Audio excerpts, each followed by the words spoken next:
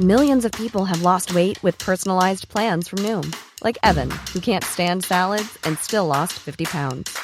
Salads generally for most people are the easy button, right? For me, that wasn't an option. I never really was a salad guy. That's just not who I am. But Noom worked for me. Get your personalized plan today at Noom.com. Real Noom user compensated to provide their story. In 4 weeks, the typical Noom user can expect to lose 1 to 2 pounds per week. Individual results may vary.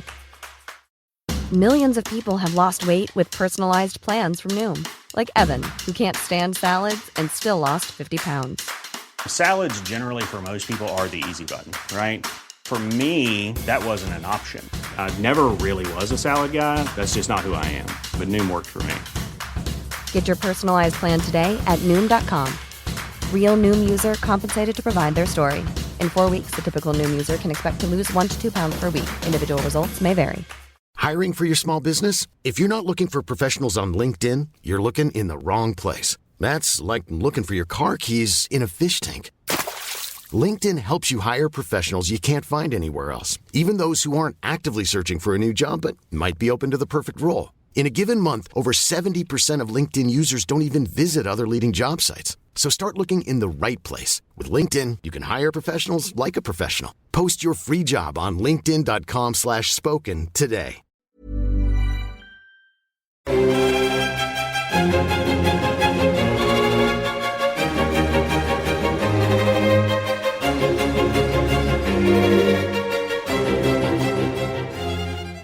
Hello and welcome back to the Napoleonic Wars pod, where we're staying with a kind of deep dive into different factions of the French army. No, Graham Callister isn't in the house tonight.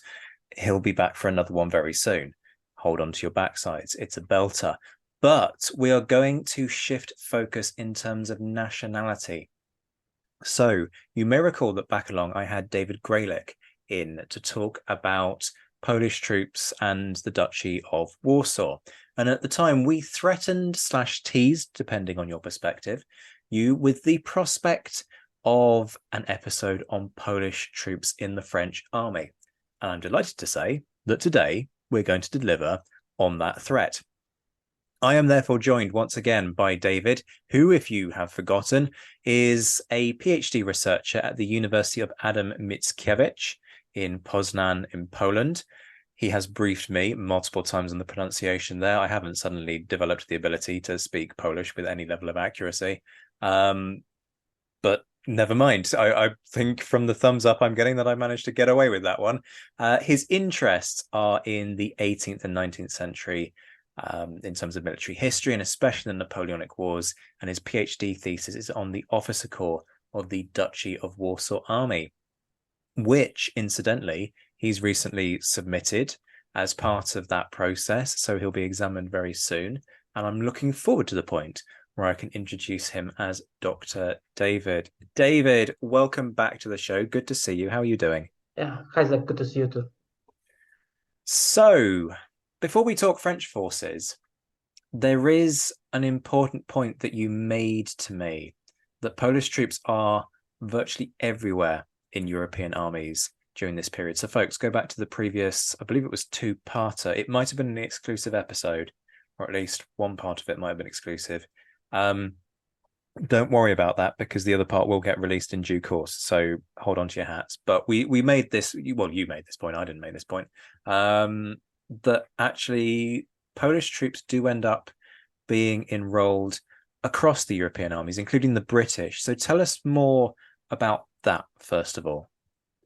Yeah, to put it bluntly, Poles have a way of turning up in unexpected places, and especially when it comes to wars.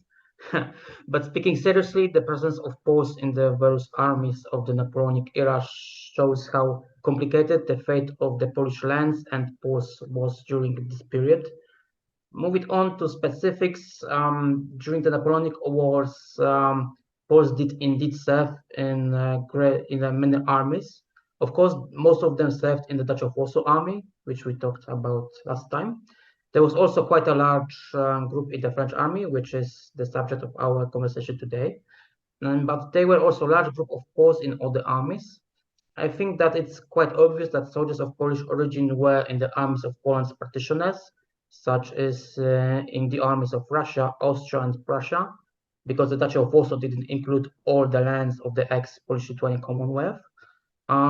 Anyway, regiments began to be formed in these armies, which were intended to be composed of Polish recruits, and they were often regiments of cavalry. Thus, regiments were created, for example, in the Austrian army, the Ulan regiments, and incidentally, Prince Józef Poniatowski even took part in the organization of the first of these.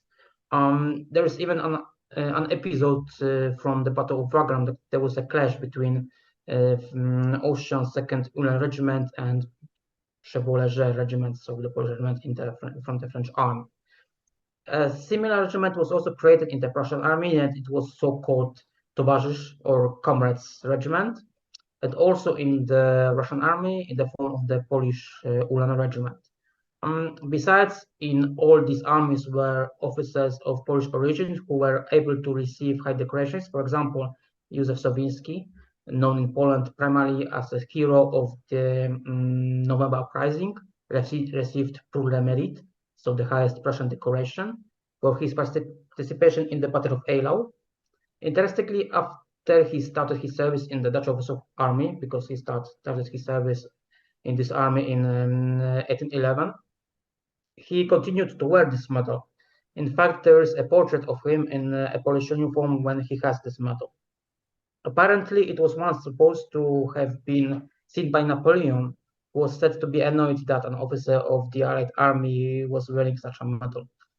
But coming back to main threat, because as usual, I'm doing too much digressions. Apart from the cases described above, Poles ended up in various armies by different ways.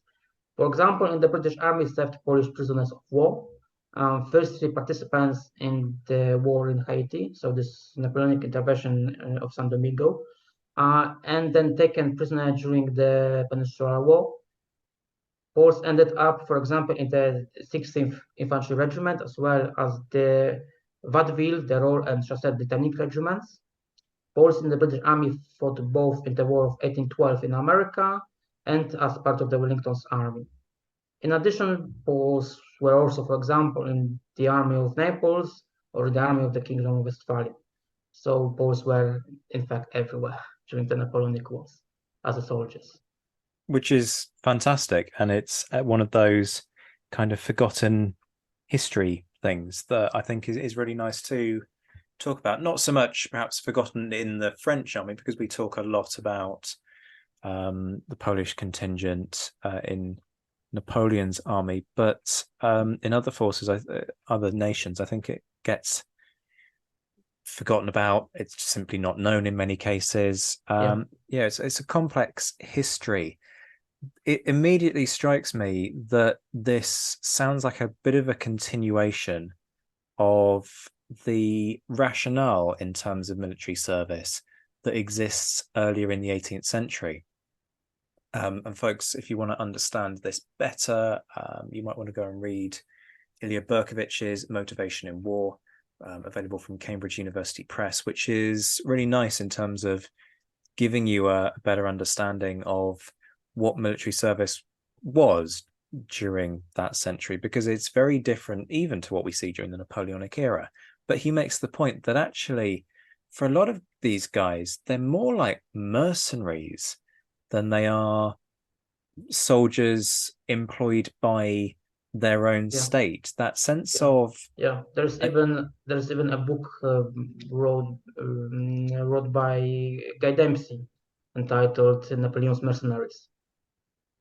There you go, and folks. And it's about foreign units in the French army during the consulate and the empire. So there you go, folks. But for the Poles, it's not exactly right title to be called mercenary. But we will talk about it. Absolutely, we'll dig into that. So there you go, folks. Go and add Guy Dempsey's book to your reading list. But yeah, there is this kind of sense, and Ilya makes this point very nicely, that one year you might be serving in the French army, Then suddenly you might be serving in the Swiss, so you end up fighting against the French, and then suddenly you might actually find yourself serving with the Germans, and then you might even go back to the French, and all in the space of one career. And that's not all that unusual. So there is a different kind of culture, I guess, around military service. Yeah. And it sounds as though in places that might perhaps have also been true of some Polish troops, though not within the context, as you say, of the French, those serving in the French army. An immediate question to come out of this is why, because we're now going to focus on the French folks, which I think makes sense. Why do these troops enlist in the French army in the first place? And what kind of proportions are we talking about in comparison to other nations? So, for example, I wouldn't imagine there are huge numbers of Polish troops fighting for the British. Inevitably, you're going to probably, and you've just pointed to this, because of the Russian occupation of the Polish-Lithuanian Commonwealth, or large parts of it, you're going to perhaps get more troops, more Polish individuals serving in the Russian army. Yeah. Is it as simple as geography, I guess? But why particularly the French, and what are the numbers that we're talking about here? In fact, in order to answer this question, it's necessary to separate the periods. The first covers the years from 1797 to 1807. During this period, there was no form of Polish statehood, and the aim of the Polish units was to win Polish independence, in fact. France was a natural ally, as it had fought all the partitioners during the wars against First and Second Coalition. Besides, many of the people who formed these first formations had Republican views, so Republican France was a natural destination for emigration and forming Polish units. And the second period was from 1807 to 1815. That is after the Duchy of Warsaw, a substitute for Polish statehood was established. Here, several reasons can be identified. Firstly, the creation of regiments such as the Chapelleger was prestigious, showing Napoleon's mutual relations with the Poles related to the existence of the Polish regiment within the Imperial Army and Imperial Guard. Besides, Napoleon himself valued Polish soldiers and wanted to keep some Polish units under his control, which was one of the main reasons why the Vistula Legion wasn't incorporated into the Duchy of Warsaw army. During the period, there was also a group of Polish officers who wanted to serve in the French army to develop their careers. They felt they didn't have many opportunities to have a promotion in the Polish army, which was true to a certain extent. While within the French army, they could gain promotion and rewards, titles, decorations, lands. A good example of this group is General Michał Sokolnicki, who after the War of 1809 came into conflict with Poniatowski, commander-in-chief of the Duchy of Warsaw army, because he felt undervalued, besides not being given the command he expected. He therefore transferred to the French army, and in 1812 became chief of intelligence of the Grand Armée. In turn, after the Russian campaign, the French army included a larger group of Polish officers for whom there wasn't enough places in the army of the Duchy of Warsaw because of the losses in the Russian campaign and the retreat from the Duchy to Germany. In fact, it wasn't enough privates in ranks to have so many officers.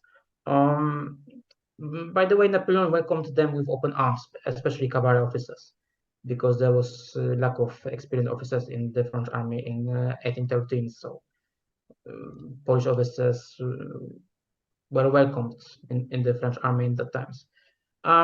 Think about numbers, it's a little bit more difficult because we can't compare it with the numbers from the other armies.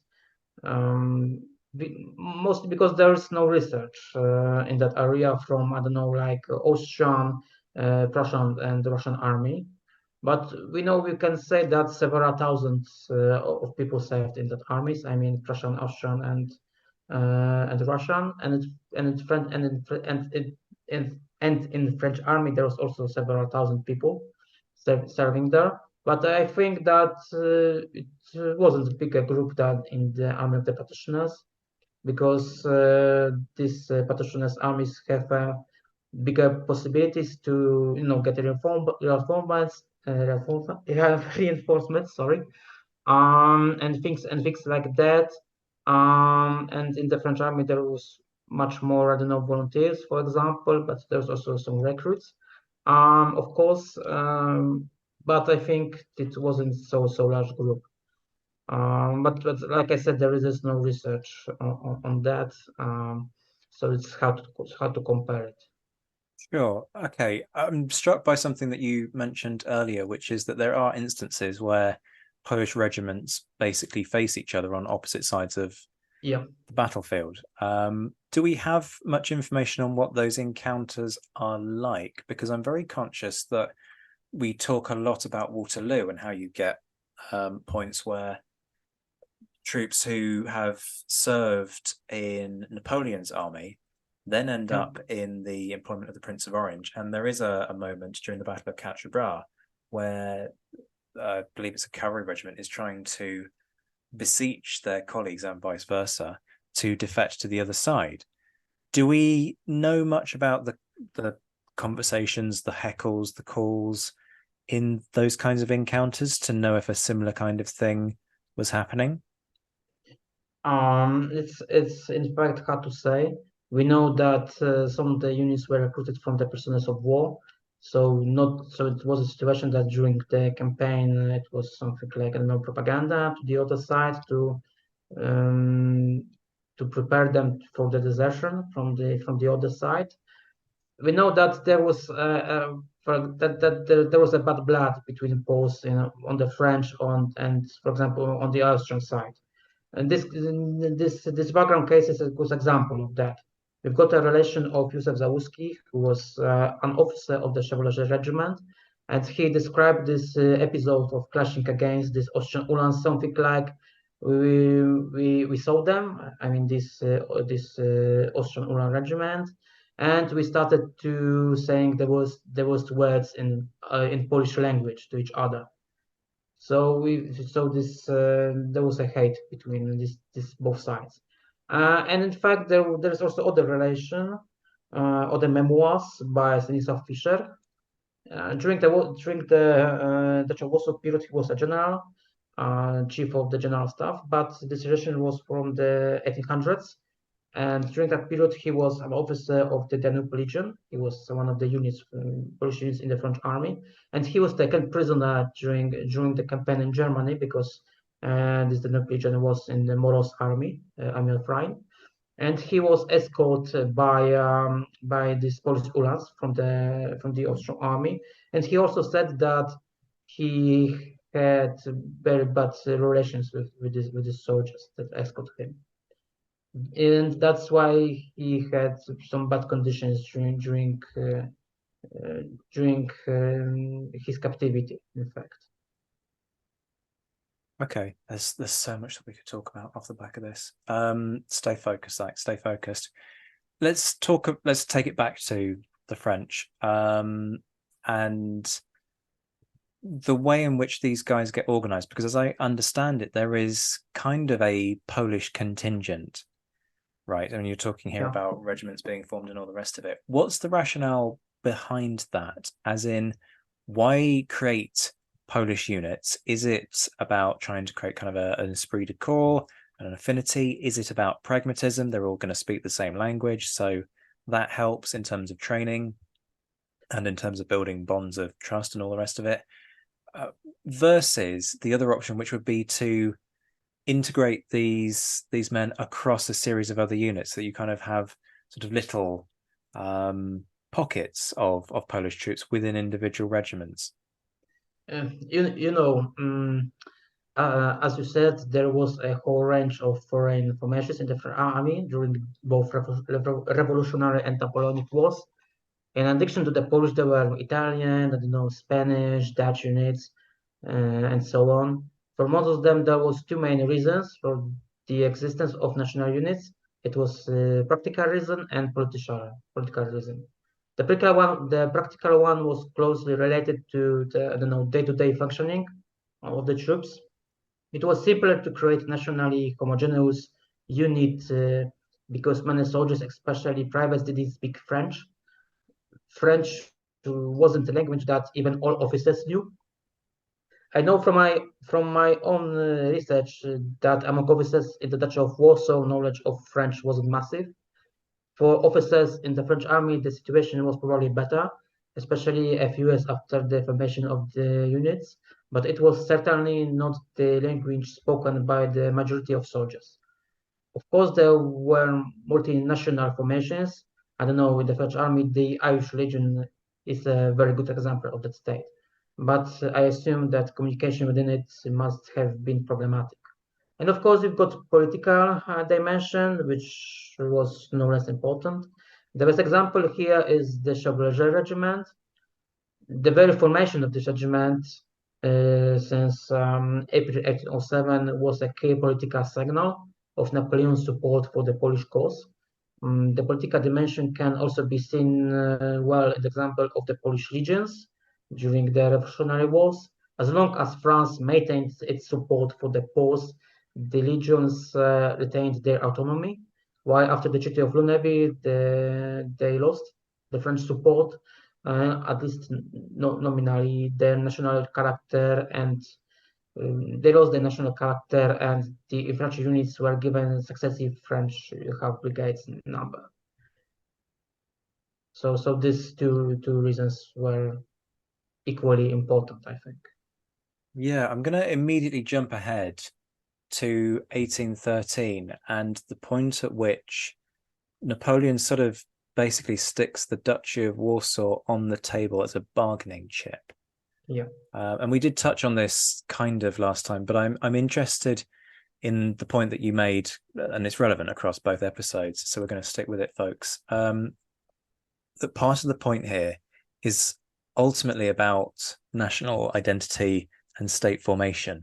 These guys are trying to throw their hat in, certainly the guys within the French army, are trying to throw their hat in with the side that they think they stand the greatest chance of seeing a Polish state restored. Now, when Napoleon starts to sort of put the idea of, hey, maybe we can sacrifice the Duchy of Warsaw in order to come to some kind of agreement, that's inevitably going to affect the morale of these guys. So what happens when you've got these concentrations of Polish troops who are suddenly turning around going, hang on, he said he was going to do what now? Because inevitably then you've got a whole unit that potentially can mutiny en masse, which is quite dangerous. And these guys are going to be politically informed in the sense that if they're aware of the fact that Napoleon is making this offer, that is going to hit them hard. To be honest, nothing important happened. There was only a few resignations. The most famous is Zdenek Chłopowski. He wrote memoirs. He was, in fact, Napoleon just liked him. He was one of the most favorite Polish officers. And after he heard that there is an offer to resign of the Duchy of Warsaw from Napoleon, he resigned. But it was in fact the most important resignation, and in fact both stayed on the Napoleonic side because of the, I don't know, pure calculations. They knew that Napoleon is the best opportunity for them anyway. That was a good point, because they're certainly going to get a better hearing from the Yeah, Russians. you know, we've got this whole case of negotiations in 1813. It's a case for the other episode. But to say it shortly, there was a proposals made to the Poles from the Russians, from the Tsar. But these negotiations failed because Alexander didn't want to give any I don't know how to say it, any concrete, that he say, okay, we will see if you change your side, we will see, we will negotiate, we will talk with Prussians, for example, with Austrians, I don't know, maybe we will do something, be our friends, and after that we will see, right? It was something like that. So there was no concrete in that No commitments negotiations. being made. I'm with you. And Napoleon, even after Battle of Leipzig, there's this famous speech, right, from October 1813, that he said, "Okay, I did some wrong things. I know that I made some mistakes with the Polish cause.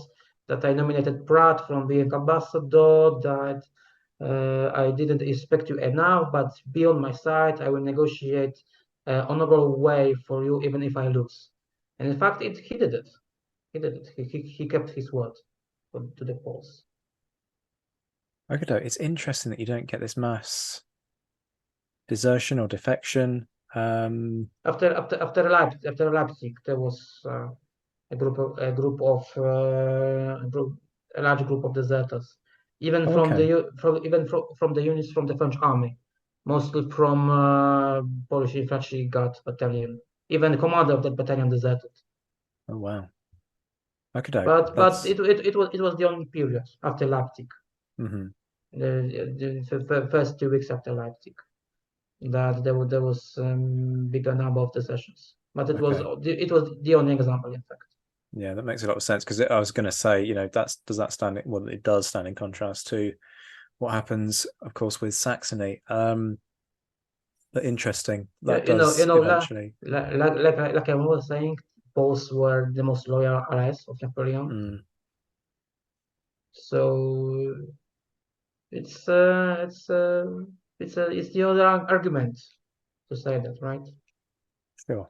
Okay, doke. I'm going to rewind a little bit and talk about the sort of where these guys end up and how they sort of end up in the French army, because we were discussing something before we hit record about the fact that initially the French aren't really looking to bring foreign troops into the army, and then the mood changes, not least because desperate times, desperate measures. Just talk us through that kind of early period of the revolution and how the attitudes shift.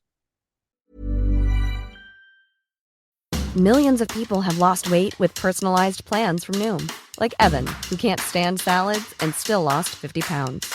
Salads generally for most people are the easy button, right? For me, that wasn't an option. I never really was a salad guy. That's just not who I am. But Noom worked for me. Get your personalized plan today at Noom.com. Real Noom user compensated to provide their story. In 4 weeks, the typical Noom user can expect to lose 1 to 2 pounds per week. Individual results may vary. I'm Sandra, and I'm just the professional your small business was looking for. But you didn't hire me because you didn't use LinkedIn Jobs. LinkedIn has professionals you can't find anywhere else, including those who aren't actively looking for a new job, but might be open to the perfect role, like me. In a given month, over 70% of LinkedIn users don't visit other leading job sites. So if you're not looking on LinkedIn, you'll miss out on great candidates like Sandra. Start hiring professionals like a professional. Post your free job on linkedin.com/spoken today. Yeah, by far the most information we have about the officers of these units, so I will focus mainly on them. At the time when the Polish legions were formed, most of the officers were former Polish army officers, which had emigrated to France after the fall of the Kościuszko Uprising in 1794. The privates in turns were recruited from among the prisoners of war from the Austrian army, as many recruits from Galicia, the part of Poland occupied by Austria during the partitions of Poland, were serving in the legions. Over time, there was also an influx of volunteers, because once information about the creation of the legions reached Polish territory, attempts began to join the legions, both by former officers and patriotic youth. In the case of formations created after 1807, the situation was different, in fact. The Chevaulegers are a good example, as the regiment was composed of representatives of various social groups. Interestingly, it was contrary to Napoleon's intentions, who wanted the regiment to be composed of representatives of the Polish elite. Meanwhile, many representatives of the aristocracy had already enlisted in the Polish army, so the requirements had to be loosened. So nominally, each chevalier had to equip himself, but with the time, the principle was adopted that equipment could also be taken on credit, like the French treasury paid, and then part of the pay was deducted to repay the credit, right? Nonetheless, the majority of the officers cadre were noblemen, and in fact, the commander of the regiment, Count Vicente Krasiński, who recruited many of his colleagues, had a many strong influence on the initial shape of the appointments. There is also a distinctive group of French officers of the Chevalier. In the early days, the regiment had two French majors, Pierre de Toncourt and Antoine Charles Delettre. The former, in particular, was very popular with the Poles who called him Papa. So he was very, very popular in the regiment.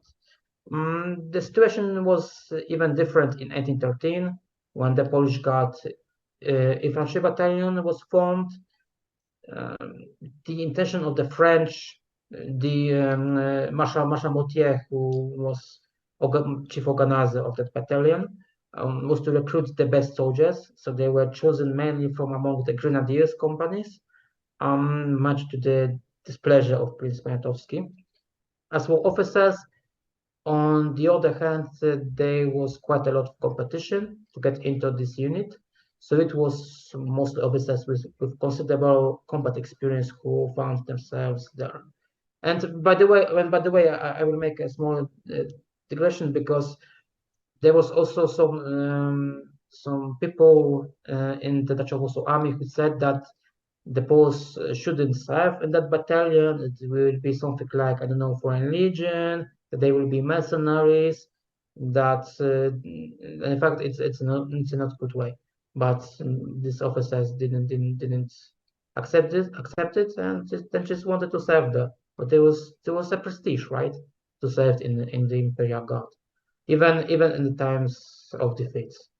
And it's also worth noting that among the Napoleonic Wars, these units like, I don't know, Vistula Legions, Chevalier partly, were supplemented by recruits supplied by the Duchy of Warsaw, because you know there was some losses in that units, and they need to be supplied, right? As it happens, I'm shortly after a visit to France, when I was doing scans of the regimental books of the Polish units in the French army, and I intend to do a demographic analysis of this regiments. I can already tell that they were diverse formations in terms of territorial origins, for example.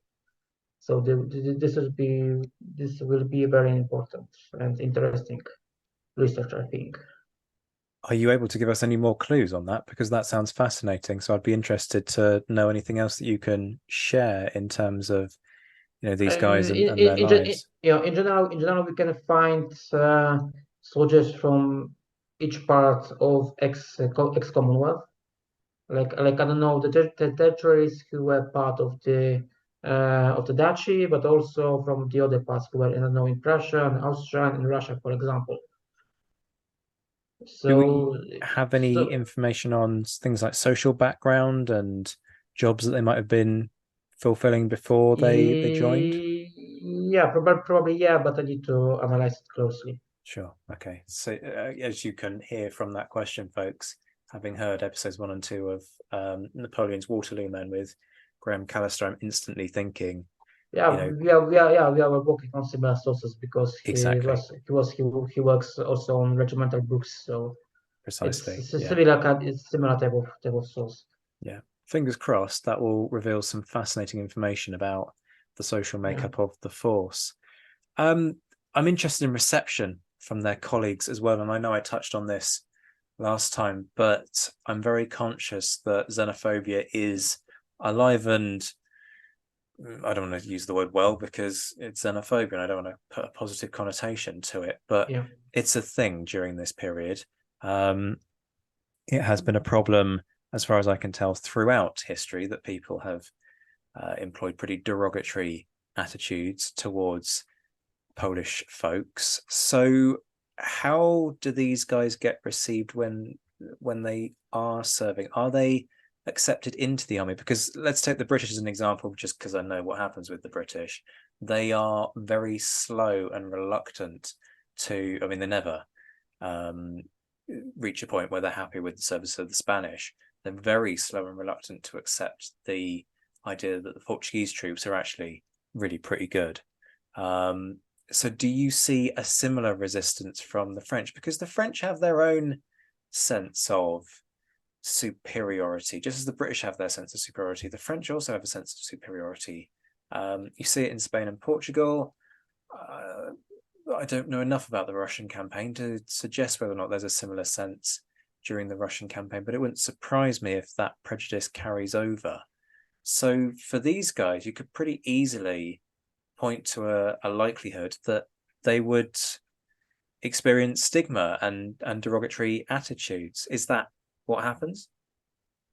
I think that the Poles were treated well, especially as they proved to be good soldiers, and Polish troops were able to be praised by their French superiors. I don't know, we got a lot of reports, I don't know, from the superiors, I don't know, from the Vistula Legion. Because infantry of the Vistula Legion was, I don't know, in Suchet Corps, and opinions about these units were very good. And of course, we've got Vistula Uhlans, which have even better reputation among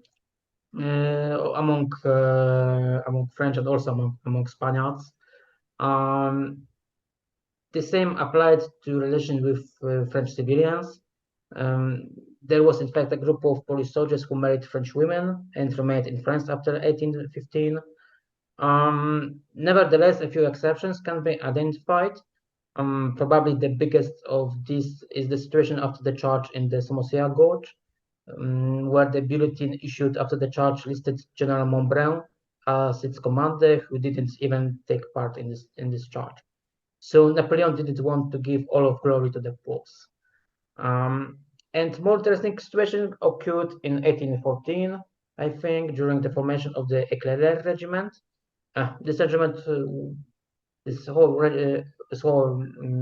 Eclair formation was a formation modeled on the Cossacks and Polish Krakus, intended for reconnaissance. As it happened, a group of French recruits made their way to the Polish regiment because there was not enough Polish soldiers to form this regiment at the time, and quarrels broke out quite quickly between the Poles and the French, as the French had poor morale and in general they approached Napoleon with aloofness. So they were likely to be hand-to-hand accidents, as the French complained that the Poles were bullying them. That they are not. That they just had a bad opinion about the French. This is probably why the French were sent back to the other regiments quite quickly from that regiment. So some accidents took place, but in general, I think that the opinion was very positive among Poles. We can see it especially when we analyzed Polish officers who served in the general staff of the Grand Army. There is a quotation from one of the Polish diaries that the French used to give the most important tasks to the Poles because they were the most certain to complete their task. So I think the opinion about Poles was in fact very good. Yeah, are they also given the most dangerous tasks in the process? And just playing devil's advocate with that concept, if so, is that because there is this feeling, well, these are Polish troops, they'll fight hard, but also they're not French troops, so we can kind of, inverted commas, save our French troops, and by default, therefore, they would be treating the Polish troops as expendable? Or am I just being too cynical there? No, I think it's not true. In fact, of course, there are opinions like that. Especially, I don't know about Samosera charge. There is an opinion that okay, this task was impossible. In fact, okay, so Napoleon sent the Polish squadron to do this task. But the reason why the Poles made this charge was simple because there was this regiment was this squadron was on service that day.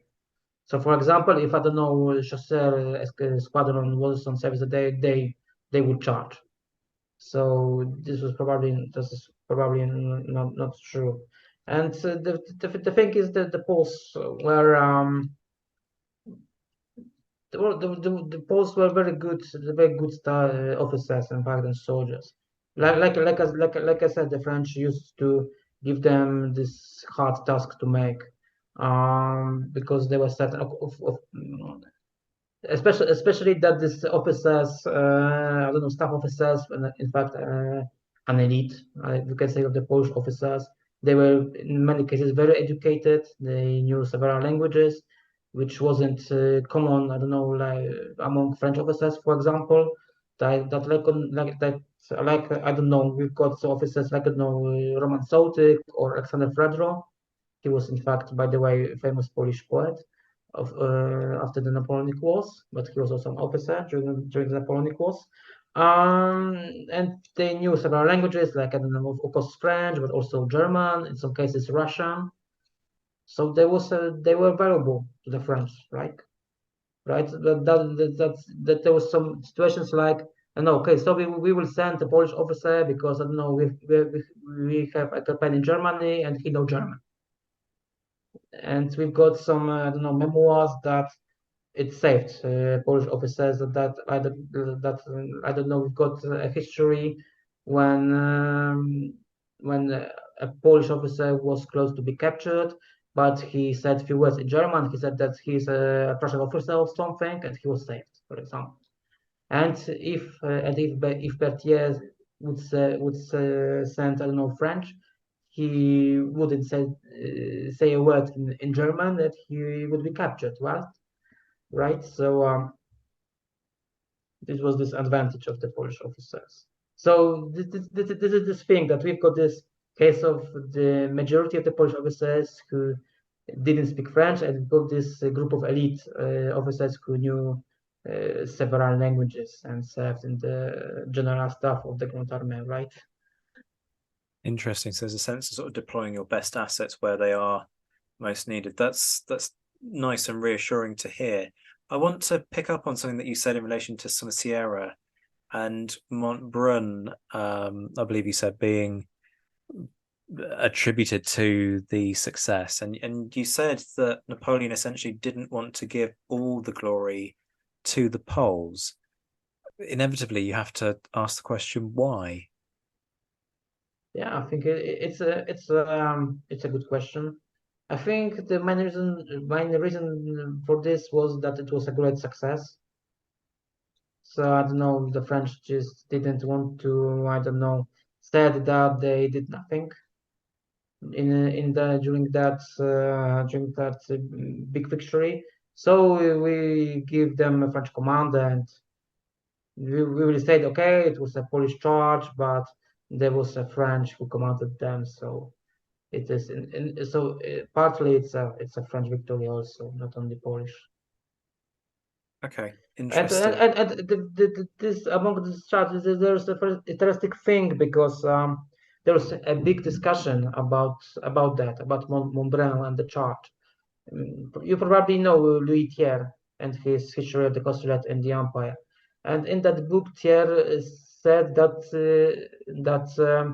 Montbrun really commanded that charge, and it and he was criticized because of it by veterans of that charge, especially Andrzej Nigolewski, who sent several letters to Thiers, and he published his own memoirs because of it.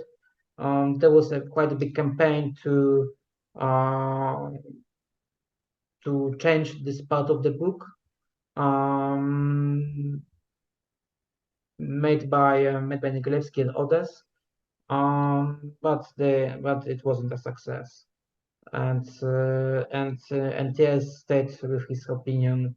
But the situation was quite big, and was this whole discussion after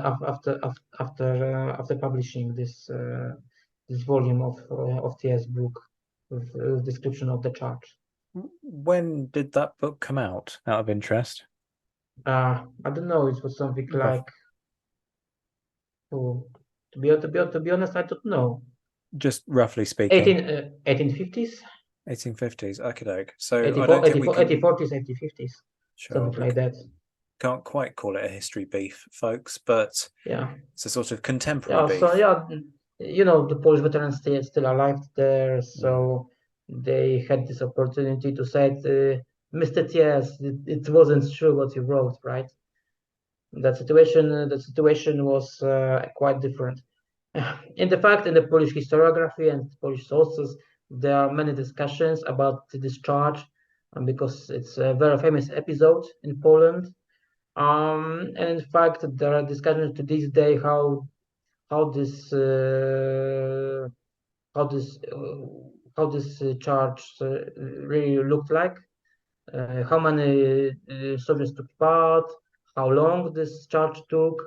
Um, I don't know how many guns had Spaniards and something like that.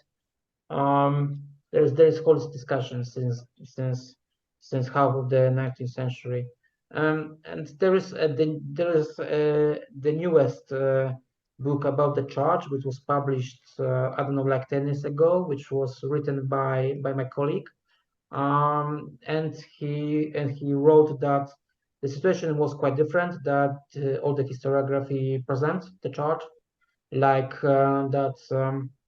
The French batteries were different, that there was described that the charge was much longer, that it wasn't, I don't know, 15 minutes and it's done, but it was, I don't know, 1 hour or something, that there was a big problems during that charge, that there was in fact 3 charges on each battery, each Spanish battery, and so on. So there is a whole discussion in Poland to this day about it. And just tell people who your colleague is, because if they can, they'll want to read up on that research. Yeah, it's written by Jan Laske and Rafał Małowiecki. Samosiera 1808, published by Napoleon V Publishing.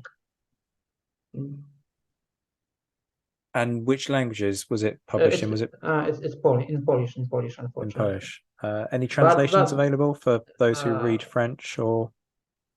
to be honest, I don't know. Okay, no worries. Yeah, that is a whole different topic of discussion. We spoke about that. There's a problem with the Polish historiography in the West, right? Indeed, indeed. One final question for this half. Yes, folks, we are going to break this into two because we're 45 minutes in, and I've got a fistful of questions that I'm looking at here.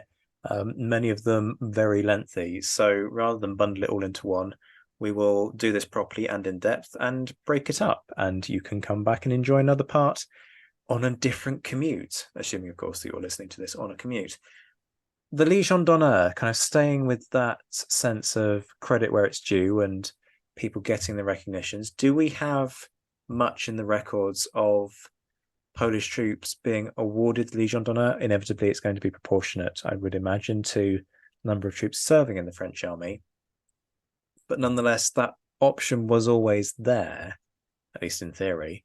So what do we know about recipients of the Legion d'Honneur and how many there were and their stories, I guess? Oh, I think that there was much of the Polish soldiers and officers which were decorated with Legion d'Honneur. I think that it even started before it was established, because before the Legion d'Honneur was established, there was something called honorable weapons, which were gave to the soldiers and officers, and this kind of reward was given, for example, to Karol Kniaziewicz, who was commander of the Danube Legion, and he was decorated by honor, symbol of honor, and because of it, he had also a legion of honor. So in general, we've got something like 1,500 posts which were decorated.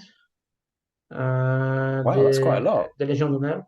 So, but it's both from the Dutch of Warsaw army and posts in the French army and civilians. Okay. But I think, I don't know, 90 something percent of it, it's for military people. Yeah. Both Dutch of Warsaw and posts in the French army. Of course. I mean, that's consistent with much of the distribution of the Légion d'honneur across Napoleonic France as well. So that it's a quite big number. To compare it with, we've got 2,500 decorations of the Virtuti Militari. It's the highest Polish decoration during the period. So Legion of Honor was more elite decoration. Mm-hmm. No, mostly because it was a foreign decoration, right?